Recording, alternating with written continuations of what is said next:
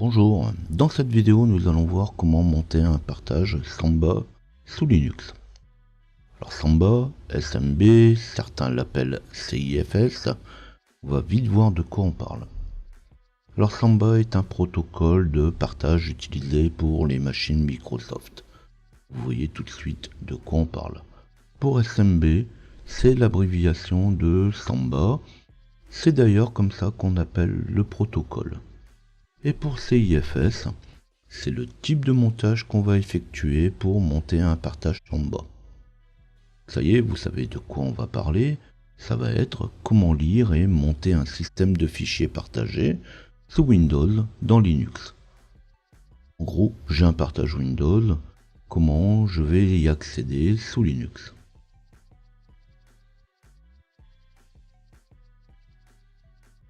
Dans une vidéo récente, j'explique comment se connecter automatiquement avec un compte protégé par mot de passe sur Windows. Dedans, j'y explique le pourquoi, mais aussi le comment partager un fichier sous Windows. Alors si vous en êtes à chercher comment monter un partage de fichiers sous Windows dans Linux, il est fort à croire que vous connaissez déjà le premier point de passage obligé, c'est avoir tout simplement un partage Microsoft disponible sous la main. Dans le cas contraire, si le prérequis n'est pas bon, si vous n'avez pas à disposition un partage à monter, inutile d'aller plus loin. Je vous invite donc à visionner la vidéo dont je parlais il y a quelques instants. Cette vidéo se nomme « Connexion automatique sous Windows pour un login avec mot de passe ». Vous retrouverez également le lien dans la description de cette vidéo.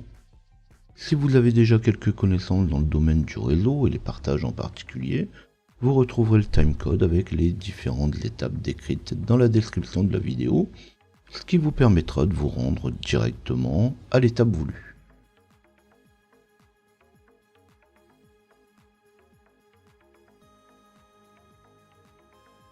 Vous avez bien compris ici qu'on parle de monter un système de fichiers particulier, mais on parle toujours de montage. Il y a quelques temps, j'avais déjà abordé le principe de montage d'une partition ou d'un disque sous Linux.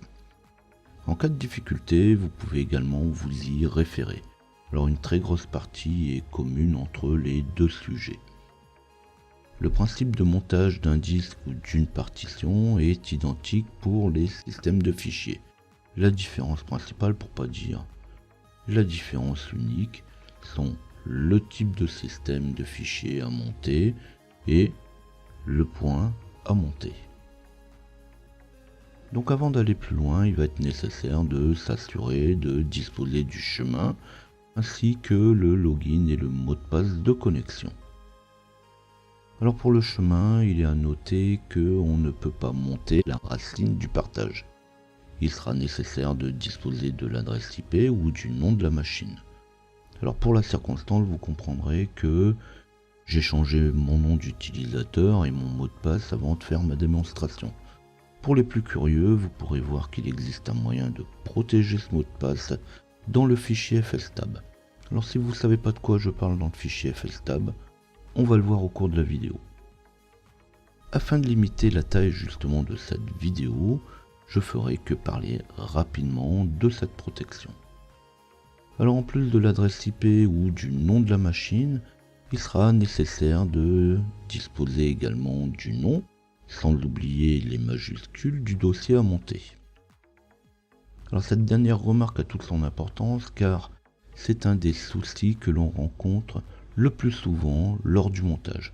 Généralement, on oublie de fournir le dossier ou de respecter la casse. Donc il nous faut bien un chemin complet pour le partage.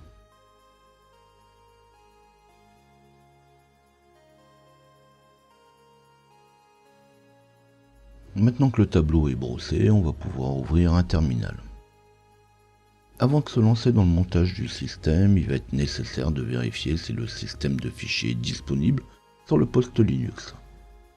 Alors on peut regarder si la commande mount.cifs existe en passant par la commande ou en tapant mount et la touche de tabulation. En tapant mount et la touche de tabulation, il va vous proposer tous les systèmes de fichiers qu'on peut monter. Alors ici, pour moi, le système est déjà installé car on le verra plus tard. j'utilise déjà des partages Microsoft dans ma machine. Dans le cas contraire, on pourra installer l'utilitaire qui fournit l'accès au système CIFS. Alors l'utilitaire, c'est pas CIFS. L'utilitaire à installer, c'est CIFS-utils,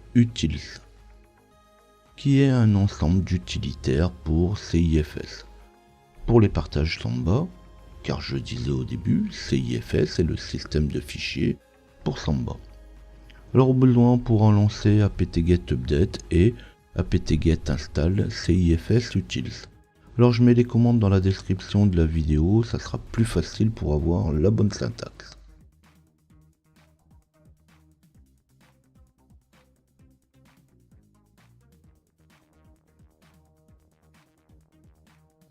Dans le montage du système de fichiers, on va distinguer deux types de montage. Le montage permanent et le montage temporaire. Alors on va commencer par le montage temporaire. Alors pour monter une partition, un disque, une clé USB ou ici un partage Samba ou NFS, j'utilise alors la commande suivie du matériel à monter.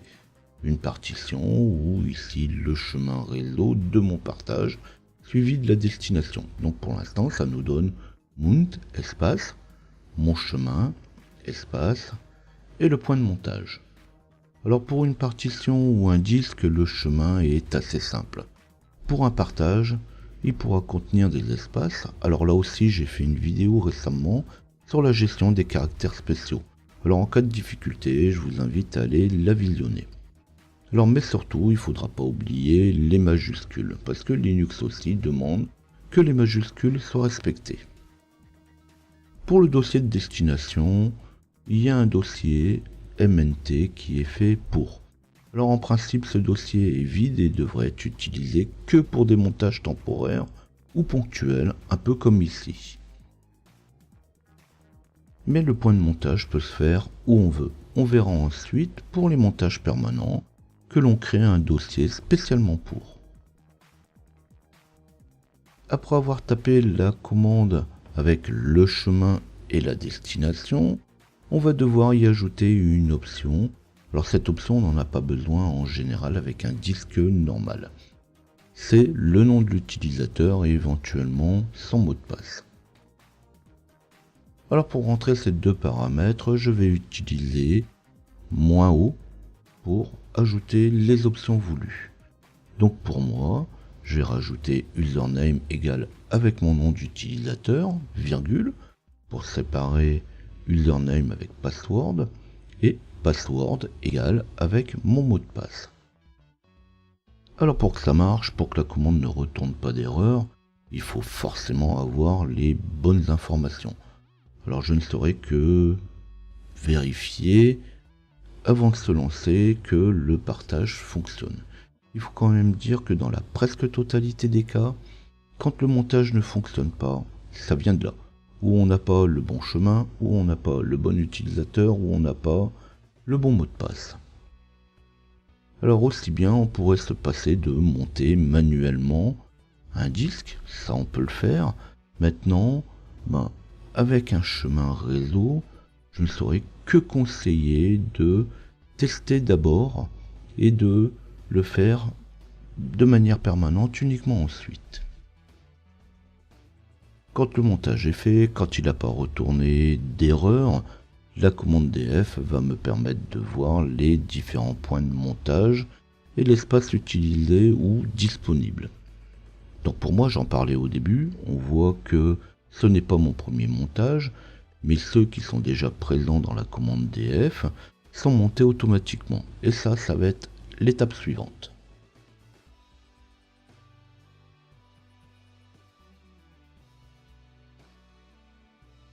Avant de passer à l'étape suivante, on va quand même aller faire un tour dans le dossier de montage pour y constater qu'on a bien accès aux différentes données.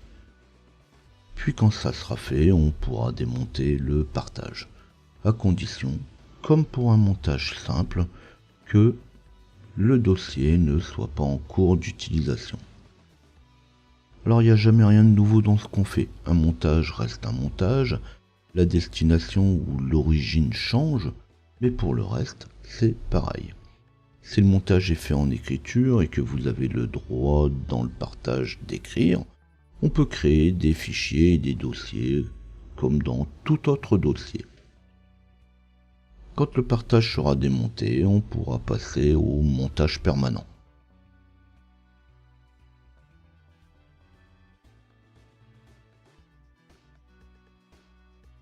Si vous avez suivi mes vidéos précédentes et entre autres celle sur le montage d'une partition automatiquement, ce qui m'intéresse cette fois, c'est le fichier fstab.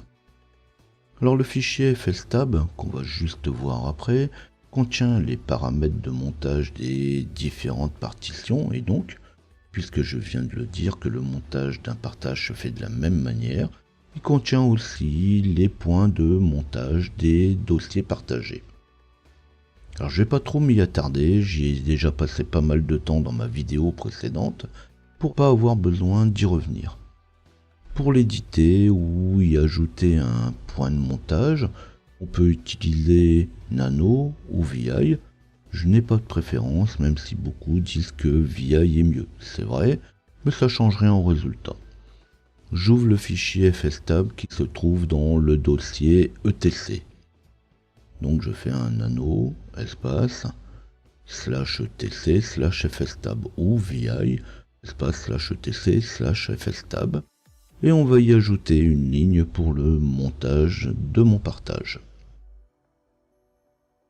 On y rajoute toujours un petit commentaire personnel, je le répète pas assez. Alors bien sûr, après un moment, on reconnaît son style, on reconnaît les lignes qu'on y a ajoutées, puis certains commentaires deviennent un petit peu moins indispensables. Quand on débute, quand on ne maîtrise pas encore totalement le sujet, il est bon d'y indiquer par un commentaire qui, quoi, comment, pourquoi on a rajouté cette ligne.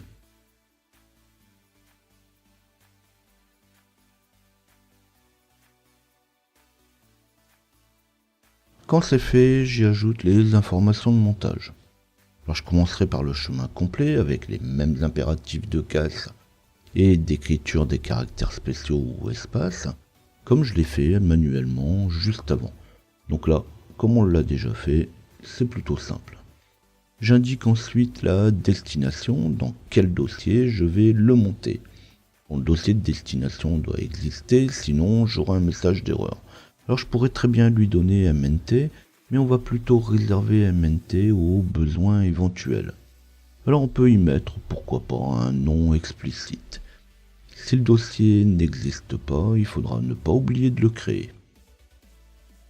On indique ensuite le système de fichiers, alors là pas question de mettre auto, il s'agit d'un montage spécial.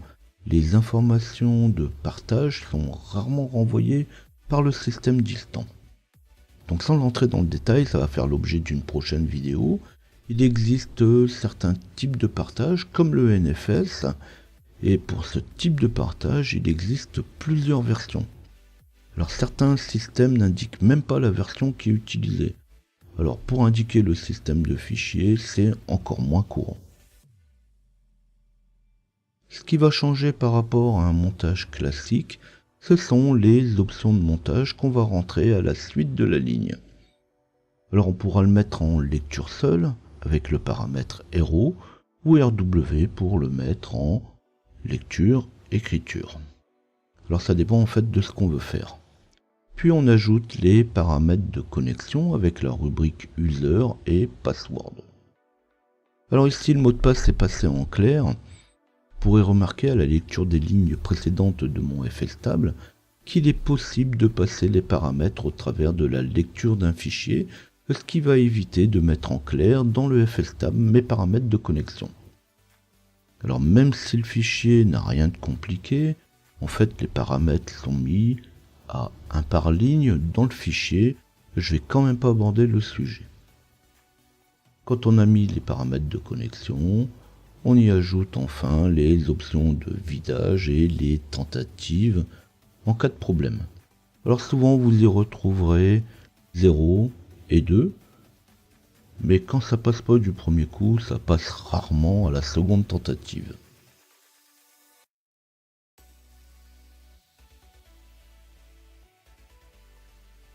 Quand la ligne est remplie, on y veille particulièrement, mais c'est pas uniquement propre au fichier FSTab, on devrait le faire dans toutes les circonstances, si aucune erreur s'est glissée dans ma ligne, et puis on enregistre.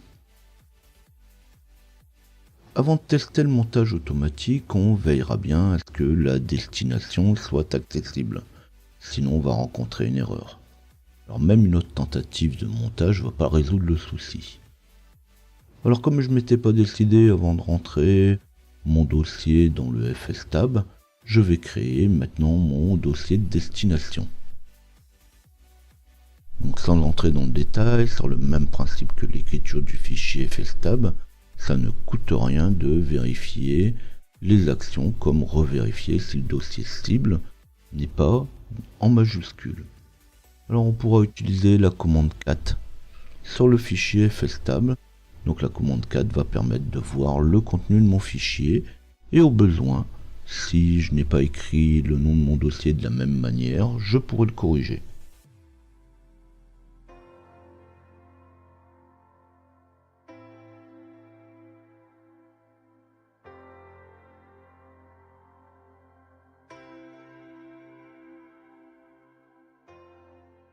Même si une erreur survenait, il n'y aurait pas pour autant de répercussions.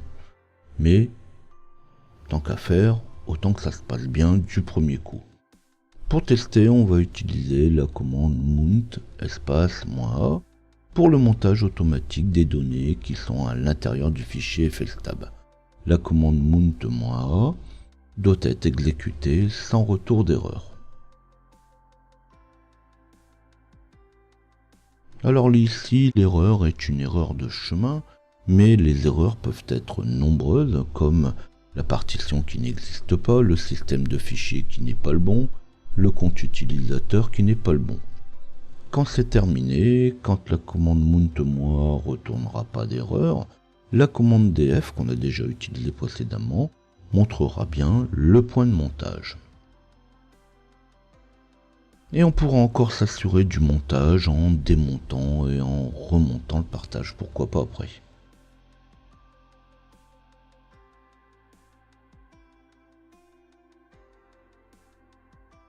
Il convient toujours de faire les essais nécessaires à la vérification du fonctionnement.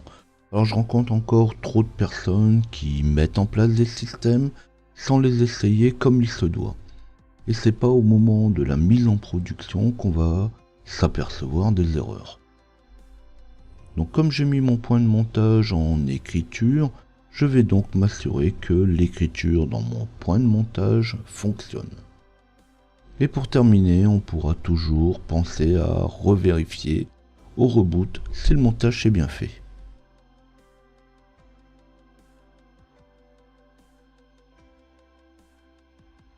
Comme d'habitude, rien de vraiment très compliqué dans la manipulation.